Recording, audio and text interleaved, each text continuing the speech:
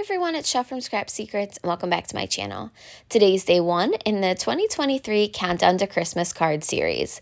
The theme for today's video is same stamp set, and I'm going to be doing some paper piecing. Stamp set is called Saint Nick from Honeybee Stamps. You can see there are a lot of sentiments as well as a large Santa image. I'm using the Hero Arts scroll dies that I got from a kit a long time ago. This Old World paper pack, it's from Hobby Lobby, and I'm not sure if the papers are available. I picked out a bunch, and I do use a couple of them. I wasn't sure what I was going to do. That scripty piece of paper is going to be for the scroll that would be the list Santa has all his names on. And this is a vintagey piece of paper that I got from a paper pack from Tuesday Morning. I believe they were all the same. It was like one of those just wrapped ones that you got at Tuesday Mornings. I've only been to Tuesday Mornings a couple times, but so it's really old. It's been in my stash, and I wanted to use it. The 6x6 paper pack as well as that 12x12. So now I'm going to take the scroll image after I've cut it out and use some Distress ink. I believe this is Vintage Photo because this is an old technique. When I first started card making and scrapbooking, we put Vintage Photo on everything. It's like that Frank's Red Hot Sauce. We put that on everything, right? So I went around the edges for all the scrolls just to add a little bit of aged look to it and to give it a little bit more interest. To help tie everything together, I'm also going to do the same thing to the background paper. So this is Distress ink in Vintage Photo. I decided to use Distress ink because I didn't want that chalky finish and I wanted it to be old school, and that's what we did. Taking a piece of scrap cardstock, and I believe this is the pearlized one because I think I'm going to be using the white pieces on this for the white parts of the Santa suit, and then as well as the beard and some of the other pieces. So I'm using a small black ink cube. I believe it is a Hero Arts one, to ink up the image, and then I'm going to stamp it down a couple times because this is such a large image and want to make sure that I have great pressure across it. You'll notice that I do have to move the camera because someone decided to join me on my desk, and I would apologize for her being on there, but I love crafting with her, and the fact that she still comes downstairs and still jumps on the desk is just, I love it, even though it means I need to adjust everything I have to do. So now I'm taking this red and white polka dot paper, with a vintagey feel, and doing the same exact thing. We're going to be paper piecing the Santa together, so I'm going to be using this for the Santa suit as well as the hat. I'm going to let it dry for a couple of seconds, and then we're going to start the paper piecing debacle. So this took a really, really long time to do. I do love paper piecing because I can just have the TV on and just it's a little bit mindless activity because you're just really cutting out most of the pieces. So you can see here, I'm just going to show you part of the cutting out. After all of the pieces are cut out, I'm going to take a black marker and go around the edges of all of that red and white polka dot paper. The reason that I do this is because it makes it look like you didn't have any messes when you cut it out. When I cut out pieces, they're never perfect, and that black marker just helps it look like you got it right on that black line. It gives it like more of a finished edge. You can see there I have the Santa image stamped onto some cream colored cardstock. And the reason that I did this is because I wanted a base piece. I also didn't really want to color his skin, so that would help with that. And you'll notice that I had to cut out the Santa suit in several pieces. You could have done this a couple different ways. You could have cut out most of the Santa suit together and then paper pieced over it a black belt and then the buckle and things like that. But I wanted it to be more of a seamless look instead of a layered look. If you were going for a layered look, that would be absolutely perfect, and you wouldn't have to make as many cuts as I did because I did have to make a bunch of cuts.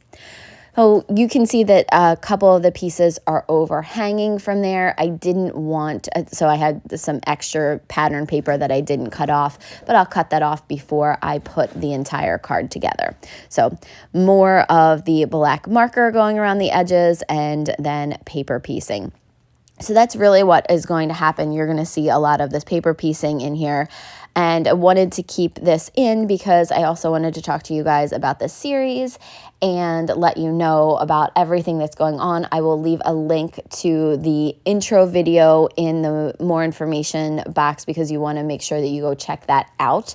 That describes everything, but I'll just give you a little bit of an overview. So Marie and I are doing a 25-day 2023 Countdown to Christmas series where we are going to bring you 25 projects with different themes, techniques, etc. She and I have completely different card making styles, so you're going to be able to see how that same technique or theme or stamp set is used in two different card maker styles videos. So I think it's going to be a lot of fun. I can't wait to see everything that she's made. She showed me a couple of things and I'm very excited. You're going to love her projects. So make sure that you go over and check her channel out. I will link that below in the description box as well, so you can make sure that you check it out. There are going to be prizes and giveaway things, and it's now open to US and international. So everybody is eligible. So super exciting. Make sure that you check out that intro video to get all of the information. So before I get back to the card, I also wanted to thank you guys for watching and supporting our videos. It really means a lot, especially all of the comments. It's great. I love seeing everything. I'm trying to get back to everybody on some videos that I posted. I've been traveling this week and it's been a lot. I was up in Boston for a couple of days. I had some new appointments. I had my first in-person appointment with a retailer since February of 2020. So I was a little rusty. I've been doing Teams and Zoom calls and what was it, Skype before that. So it was an experience, but I think it was great. I have some really good opportunities, have some big presentations. I have one on Monday that's huge. It's a huge opportunity for us. And then have another one in about 2 weeks from there. That's another really big, it's the same thing, but it's a really big opportunity. So been very, very busy. So I'm going to try to get a bunch of videos done this weekend so that I can do some voiceovers because I'm doing this at the last second. I got home really late last night. The plane was delayed. And we just, we're just trucking along and trying to get everything done for this Christmas series. But I love it. It's one of my favorite parts of the year. And I was lucky enough that my friend Marie decided that she wanted to do it with me this year. So hope you guys are able to follow along with us because we're having a good time putting this together. All right, so let's go back to the card. I've now decided instead of doing some paper piecing, I am actually going to be using some markers. And you'll see Lucy decided to join me up again on the desk, so apologize, had to kind of move it again and her tail kind of gets in the way. So I did cut out a lot of this because it is repetitive. I'm going over the whole entire Santa image with the black marker. And, again, because now everything is put together, I want to make sure that all the lines look clean from the stamped image because there might be some of the stamped image that, is higher than the paper piecing because I might not have cut the paper piecing exactly. So just wanted to go around the entire image to make it look a little bit more cohesive. So once I have done the entire image, I am going to get ready to do a couple more things to the card. We have some more coloring to do. We have the bell, we have the belt, we have the gloves, and I wasn't really sure what I was going to do, actually, and the holly as well that's on his hat. So I took some Spectrum Noir sparkle pens in green and red and colored in the leaves and the berries. This one I believe is a Wink of Stella pen, but this one is black, but it has a little bit of gold in it as well. And I thought that would go nice with the vintagey feel. Plus the bell is going to be gold, so I thought that it would tie it all together nicely. So I'm going to color in the gloves as well as the belt with the same marker. Once I'm finished coloring in all of the gloves and the belt, I'm going to go in with some gold Nuvo drops and go around the belt buckle because I wanted that to be gold and stand out just a little bit. I'm also going to be taking a Spectrum Noir pen, and this is I thought it was kind of like a beigeish orange color, and I thought it would look good for the bell. I'm also going to be doing a couple other things to the bell to make it stand out. So this was the closest to gold that I had. So I colored it in, and then I went in with some Nuvo drops in that gold, and I think it helps it stand out a little bit. The marker is a little bit, I think, more orangey yellow gold, and then this gold just made it stand out a little bit more. So now I'm going to go in with a clear Spectrum Noir pen and go over the places that I wanted it to be a little bit shinier. Lucy's tail was getting in the way, and I didn't want to get Nuvo drops in her tail, but guess what happened anyways? She had some gold in her tail, so we had to take that out, which she wasn't too happy about.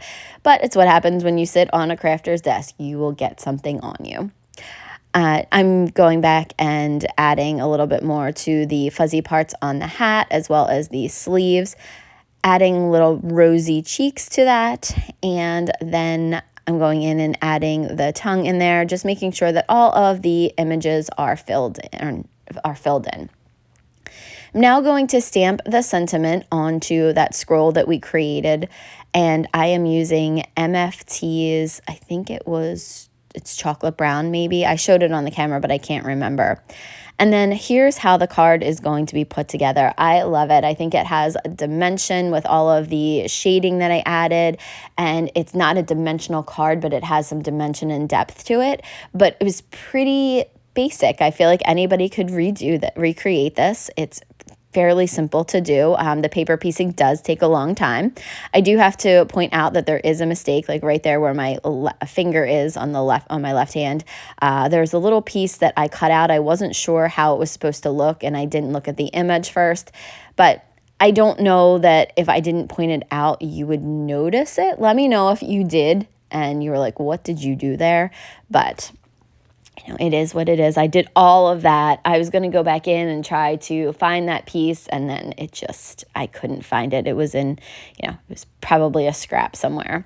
I took a piece of red cardstock that measures 1/4 of an inch larger than the the panel that I cut out. So the card is, I believe it's a 5x7, so that's a 1/8 of an inch smaller than the card base, the red one, and then the pattern paper is 1/4 of an inch smaller than the card base. So it would be 4 3/4 by 6 3/4. So there's the finished card. I hope you guys check out Marie's video and come back for the rest of the series, and we'll see you guys real soon. Bye!